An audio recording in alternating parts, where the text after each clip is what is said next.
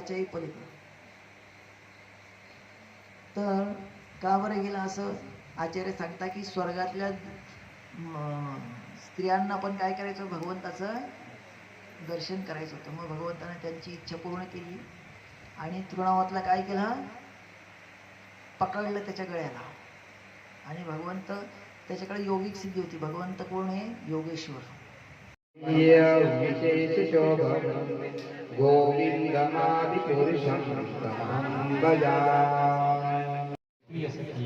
चिदानंदं ज्योति परमपि तदासाध्यमपि च सयत्र क्षीराब्धि संविस्य विवेश्यस्य महान् निमेषार्धाख्योगावृति तत्रापि समयं भजे श्वेतद्वीपं तमाम्य गोलोकमिति यं विदन्तस्ते सन्तः क्षितिविरलचारा कतिपये. हरे कृष्ण कृष्ण कृष्ण हरे हरे, हरे राम